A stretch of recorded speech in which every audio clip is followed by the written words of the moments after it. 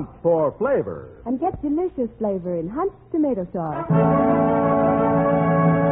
Hunt for quality. And get wonderful quality in Hunt's tomato sauce. Hunt for the best. And get the very best in Hunt's tomato sauce and 50 other famous Hunt's foods. Hunt's Fine Foods, the makers of Hunt's tomato sauce and 50 other famous foods, present I Was There. I Was There, dramatic eyewitness stories of headline events. This afternoon, Hunt's Fine Foods presents the story of World War II's greatest correspondent, Ernie Pyle, as told by two servicemen and one servicewoman who knew and saw Ernie Pyle in action on various battlefronts throughout the globe. Now to introduce our guest, your narrator substituting for Chet Huntley, who is in San Francisco to cover the United Nations Conference, Dave Vale.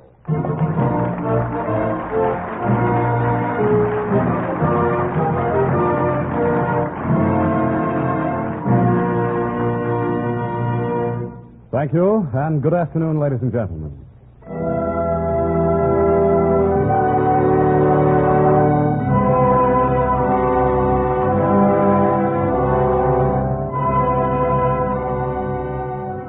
This is the story of Ernie Pyle, the man who became a father of 10 million men in service, and thus became the greatest war correspondent of World War II.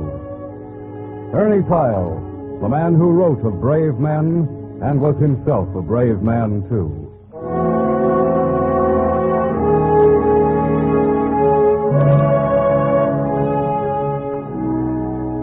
It happened in a ditch on a little island called Iejima, 4 miles off Okinawa in the Ryukyus. There it happened that a single Jap bullet went through the temple of a man, and thus a nation was moved to sorrow, a new president to humility, a military to tears. We were in the ditch together, Ernie and I, pinned down by a Jap machine gun. After time, we stuck our heads up and the gun rattled again. I ducked.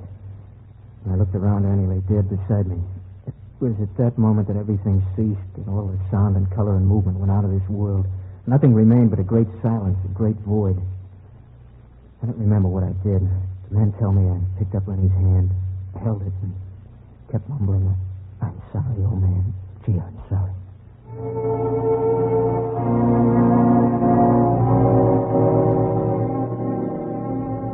Let this half hour, then, be our tribute to a man made great in his time, to a man who knew fear yet was brave, to a man with gentle tongue and soothing touch, to Ernie Pyle, now dead.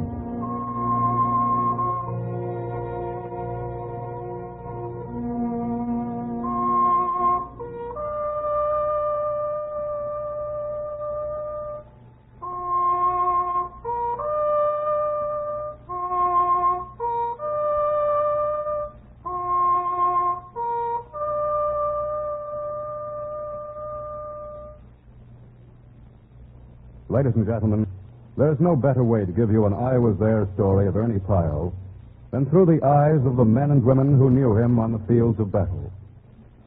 Thus, we have brought to our microphone 2 servicemen and 1 servicewoman who saw Ernie in action. We have a sergeant who knew Ernie on Anzio in Italy, an army nurse who met Ernie on a boat carrying wounded from England to the United States, and a lieutenant commander of the Navy who knew Ernie in Normandy and who was with him in the Pacific.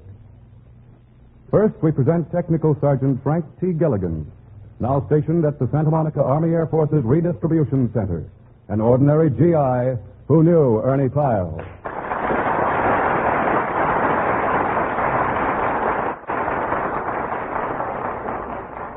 Yes, Mr. Vale, I knew Ernie on Anzio in Italy. I spent some time with him sleeping in the same tent, sometimes rolled in the same blanket. I first met Ernie in Naples.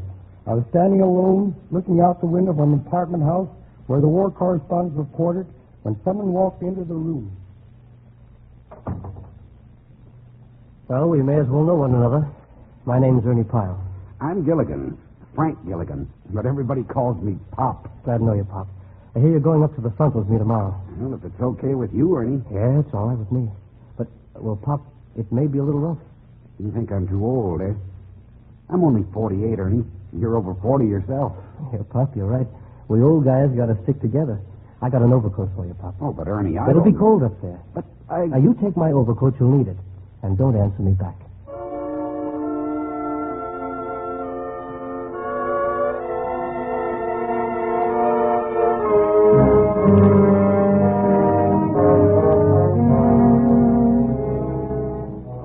Ernie was beginning to take care of me already. That's just the kind of a guy he was. Whenever he saw someone who needed care, Ernie was right there.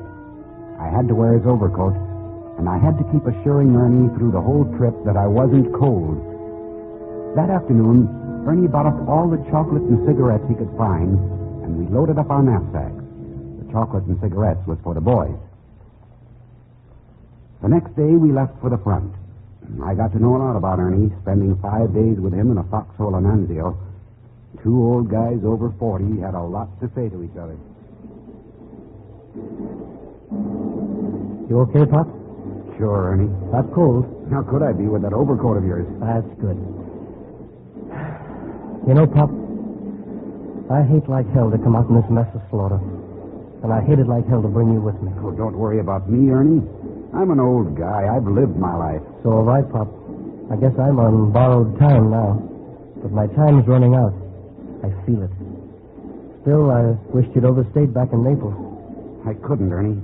You know, I feel that, well, if I stuff a bullet, it'll keep a younger fella from getting it. Yeah, we think alike there, Pop. Old guys like us are not cracked out for stuff like this.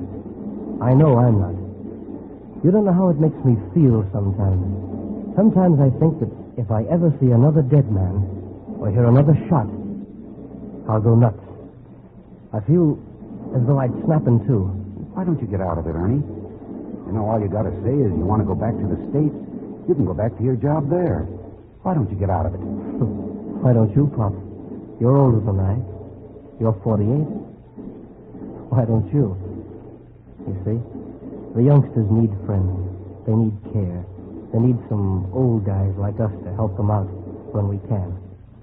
And the folks back home, mothers, girlfriends, sisters, they have to know what their men are doing, how they're living, what they're thinking. They have to know something else about their men than what they read in headlines and in accounts of big battles. I guess, well, I feel that I can give them that. You can, Ernie. Better than anyone else out here. Thanks, Pop. Well, I'll see you, Pop. Hey, where are you going? Oh, there's some men around lying in their holes that... Well, you can't go out there, Ernie. That German It's fire... all right, Pop. Remember those knapsacks full of chocolate? That stuff's liable to melt if I don't get it passed out. But, Ernie, you can't crawl through that fire. It'll be okay. See you later, Pop.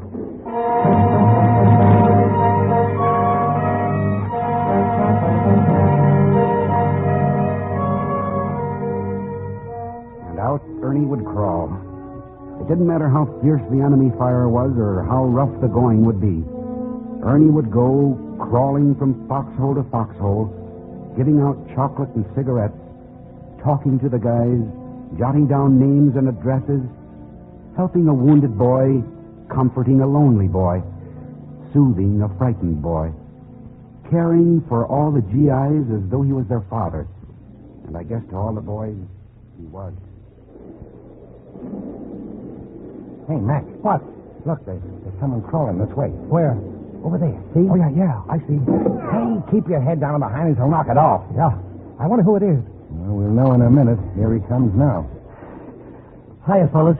Hey, guys, look. It's Ernie. Hi, Ernie. I got something for you. Yes, what is it? Look. Chocolate. Holy mackerel, fellas, look what Ernie brought us. Oh, gee, thanks, Ernie. We're so tired of these K-rations, we can eat it. Down. This isn't the healthiest place. Uh-oh. Someone got it. Yeah, over the next foxhole. Ernie, where you going? Come back, Ernie. Come back, that fire. You're running right into it. Easy. Easy, boy. This is Ernie, fella. Here, now let me help you. Ernie? Yeah. Ernie Pyle? Yeah, here, let me put my jacket under your head. Let me see your wound. Maybe I can help you out. No, it's no use, Ernie. I can tell. Ernie I've never met you before, but I sort of feel like I've known you all my life. Would you do something for me? Sure. I didn't get a chance to write a letter home to my wife. Well, we haven't been married so long, and what is it, boy? Could you write a letter for me, Ernie? Sure, I could. Marge Pollock, 428 East Orange Street, Camden, New Jersey. You know what to say. Sure. Here, take this ring. All right. It was the ring she gave me when we were married. Send it back to her, will you, Ernie? Sure. Send it back to her.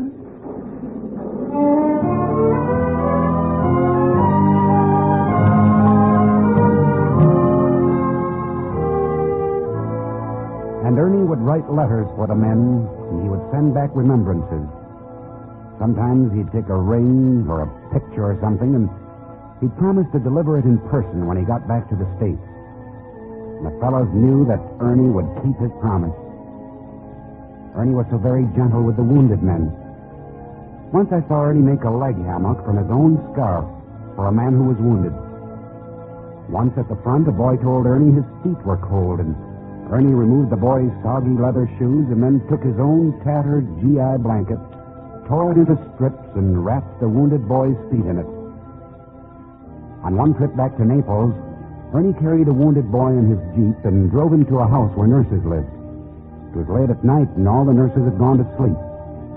Ernie woke them up to attend the wounded boy.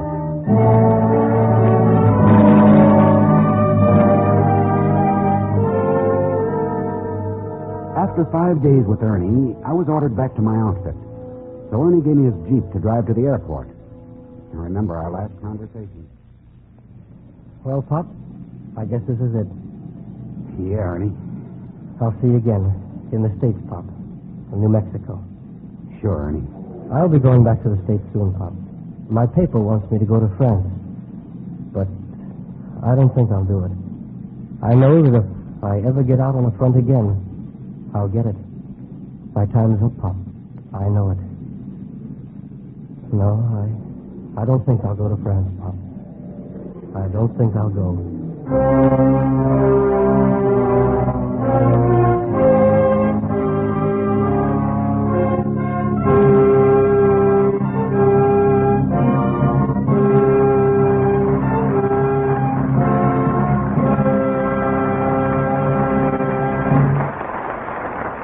Ladies and gentlemen, we will continue with the second act of today's I Was There story of Ernie Pyle, as told by two servicemen and a servicewoman who saw Ernie in action.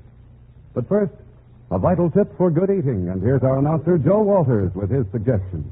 Let's conduct a little quiz to bring out some suggestions for giving flavor freshness to many wartime dishes.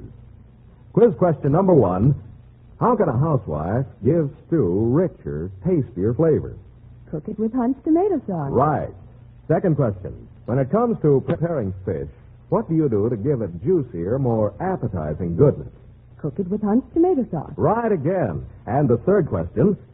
How can you give almost any dish, baked beans, rice, hamburger, omelet, and so forth, the flavor of big, juicy tomatoes, 100% sun-ripened? Cook it with Hunt's tomato sauce. And ladies, it's a fact. When you want the full, rich flavor satisfaction of luscious tomatoes, prepared and seasoned and spiced as only Hunt's master chefs know how, simply cook it with Hunt's tomato sauce. So easy and quick to use, costs no ration points, and very economically priced. Yes, and Hunt's gives you grand extra flavor, extra vitamins, extra goodness. It sparks appetites, then satisfies them. Hunt's knows what America wants in tomato sauce and 50 other fine Hunt's foods. So don't be satisfied with just any tomato sauce. Get Hunt's tomato sauce in the bright red can. And remember, it's Hunt for the best every time. And now back to Dave Vale with the second act of today's I Was There story on Ernie Pyle, as told by our three guests, a sergeant, an Army nurse, and a lieutenant commander in the Navy.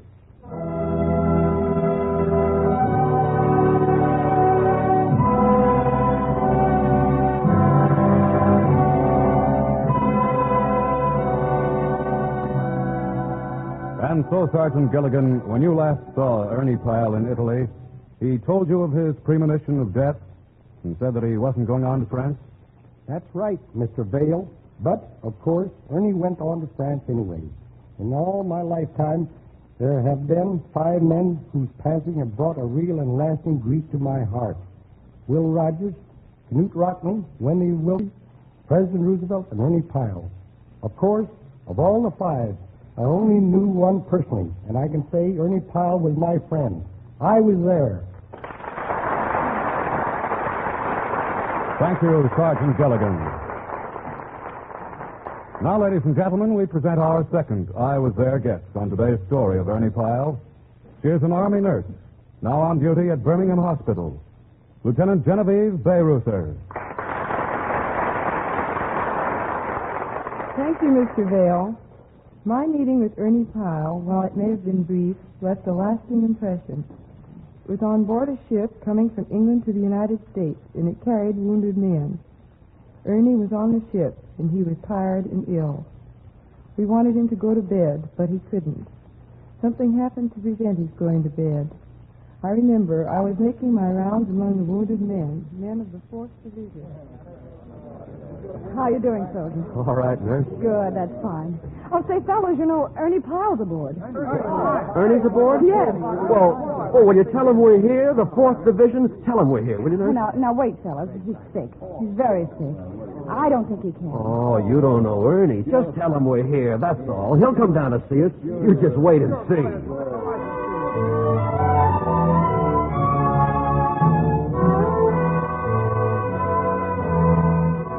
Well, I went up and told Ernie that the wounded men of the 4th Division were on board. It didn't take Ernie long to make up his mind what to do. Get to bed or see the boys. Hey, here he comes. Here comes Ernie, fellas. Oh, boy. Hiya, fellas. How are you? Oh, we were just sitting down to play some cards, Ernie. You want to join us? Sure. Deal me in. Right. Boy, I'll never forget the last time I saw you, Ernie. Fellas, listen to this. We were in the muddiest ditch you ever saw. Ernie, what's the matter? That boy over there. Oh, yeah, he's pretty badly hurt, isn't he? But he's just a youngster. Not over 18. Yeah. He looks to me like he's crying. We'll deal you out if you want to talk to him. Thanks. Hello, son. Hello, Ernie. What's your name, son? Paul Kenny. I'm from Boise. I'll get you back in the States soon, Paul. What are you so sad about? Come on, son, you can tell me. Is it your wound? In a way, Ernie. But not really. Well, what is it? My mom. Your mom? Yeah. She sort of thinks of me as the baby of the family. She's been awfully worried about me. When she finds out about me being like this, she's liable to worry herself sick. And you don't want her to worry, huh? Yeah. Now, look, Paul. Mothers are pretty brave. She won't worry about you at all. Not if she thinks that you're not worried about yourself. Not if she thinks that this business here won't interfere with you being happy. Oh, shucks, Ernie. I'm not worried about it a bit. Well, snap out of it, son. Now, I'll tell you what. I'll have the boys drag a card table over here, and you think you could go for some poker, huh?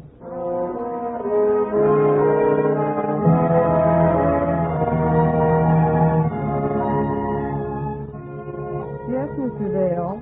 Ernie didn't rest a minute on that trip. Though he was sick with a fever, he spent all his time going around the ship talking to the men. Before the trip was over, he talked to every man aboard. That's the kind of man Ernie Pyle was. I saw it, ladies and gentlemen. I was there. Thank you, Lieutenant Genevieve Bayreuther. Now, ladies and gentlemen, we present our next I Was There guest on today's story of Ernie Pyle. He is a lieutenant commander in the United States Navy, a man who knew Ernie Pyle in Normandy, who traveled with him through the many islands of the Pacific, and who was aboard ships with him there. Ladies and gentlemen, author of Daybreak for Our Carrier and The Far Shore, Lieutenant Commander Max Miller.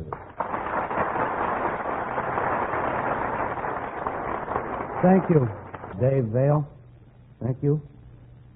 Yes, I had known Ernie for many years. In fact, I've known him since we're both learning how to write, you might say. I've always watched, too, and admired the way he always stuck to the truth. I saw Ernie again in Normandy, of course, and I was with the Navy, and he was with the Army, but we kept seeing each other. I remember how he used to talk. I certainly remember how he used to talk and how he felt about the whole business of war. I hate it, Max. I hate war and everything connected with it. It's such a horrible waste. Such a terrible, useless thing. I know how you feel, Ernie. I also fear it, Max. Sometimes I feel as though I could never go out and face fire again. Sometimes I feel that just the sound of a bullet will crack me. I think I'll be leaving France soon. You know, Ernie, there's another war going on over in the Pacific. You got to take a look at it. It's a honey. Yeah. It's an odd war, you know. Those Japs are like monkeys. I think after I leave France, I'll go over with the Navy and take a look at it.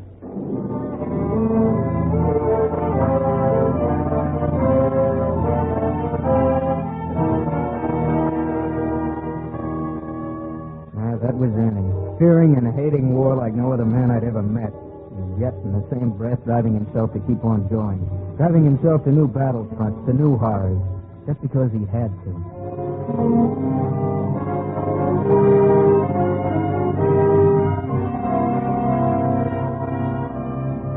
On the way over to the Pacific Islands, all of Ernie's friends, Fred Payton, the magazine correspondent who later died on Guam, myself, and everybody else who knew Ernie, urged him not to make any more landings.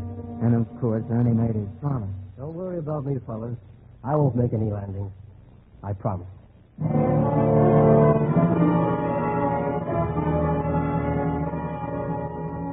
And Ernie meant it when he said it. Together we traveled through the islands of the Pacific, Guam, Saipan, Tinian, and many others. Every place where Ernie went, the men would recognize him and they'd gather around to talk. To them, Ernie had been GI and was now becoming Navy. They'd use his canteen, take his chewing gum, and borrow his socks. And Ernie would take up their gripes and go to bat for them. Remember, Ernie wanted to invite the men to his house in Albuquerque, New Mexico. After the war, I want to get together with the fellows from the Army, Navy, and Marine Corps, whom I've actually learned to love. There'll be no rank, no distinction.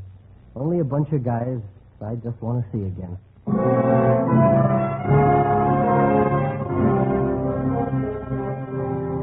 It was on the island of Guam where I last saw Ernie.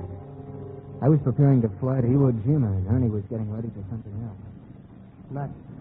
What is it, Ernie? Max, I'm going to have to go back on a promise. What do you mean? I'm leaving tomorrow. I'm going to the makeup area for the invasion of Okinawa. Oh. I know I promised you and Fred and everybody else that I wouldn't make any landings. But, well, I've been thinking about it these last 3 days. I haven't slept a single night trying to make a decision. I tried to figure everything out logically. I tried to weigh everything. I sort of know that I'll be killed if I hit another beachhead. I'm afraid, Max, and you know I am. But even after all that thinking, I've just got to go. Sure, Ernie, I know. Now that I've definitely made up my mind, I feel all is right again. I'll probably sleep tonight. I think I'll come through after all. But if something should happen to me, I hope I'm killed outright. Max. Yeah? If I don't come out of this Okinawa invasion alive, I think I'll have only one regret. I'll miss everything going on. I don't want so much to be around as it is to be around to see how the thing all ends. Well, I better be moving along. I've got some stuff to get together. Right. Good luck, Ernie. Well, good luck yourself. And by the way, Max, when you get back to the States, yeah, tell my wife that this Okinawa business will be my last landing.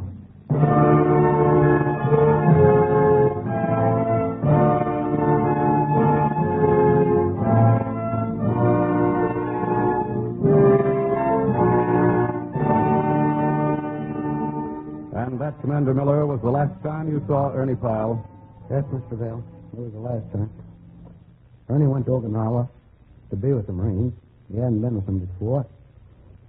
Just the other day, of course, I received a letter from Ernie I believe one of the last letters he ever wrote. I could read you one line. Ernie wrote, quote, I've got a spooky feeling, Max.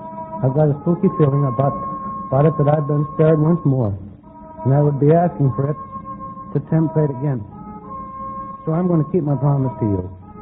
I'm going to keep it, and to myself, that this will have been my last landing. End of quote. Well, it was. Ernie's dead now. But he's more alive in my mind than many people who presume they are living. So long, Ernie. Gee, we don't know what we'll do without you. See you later, Ernie. See you later, G.I. We're going to miss you, boy. Don't think we're not. Losing you is like losing our second father. Hey, Ernie, you're going to run into a lot of our old buddies now. Say hello to them for us, will you? And take care of them like you always used to do.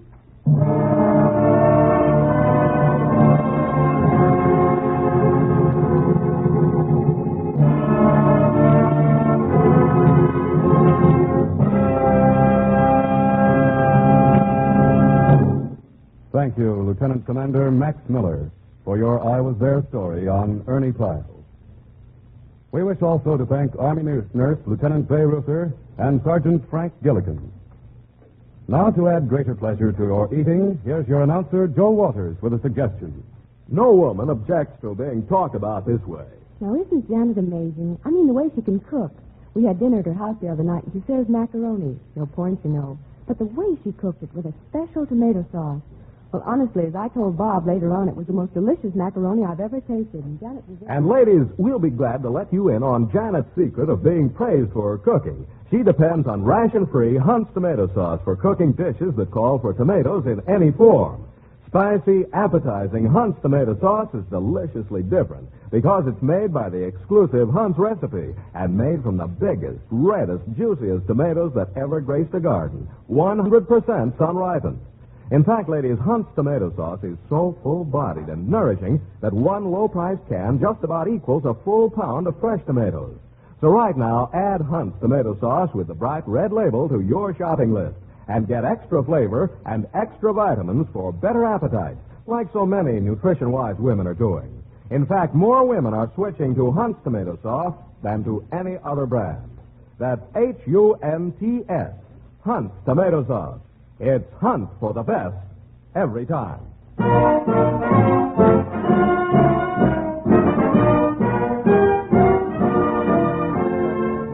I Was There, presented each Sunday at this time by Hunt's Fine Foods, is directed by Robert Hafter with music by Lud Gluskin. Story dramatized by Larry Roman. Your narrator was Dave Vale. This is Joe Walters speaking. Hunt for flavor. Find it easily in Hunt's tomato sauce. Hunt for quality. Get it always in Hunt's tomato sauce. Hunt for the best. And be sure of the best by asking for Hunt's tomato sauce and 50 other famous Hunt's foods. This is CBS, the Columbia Broadcasting System.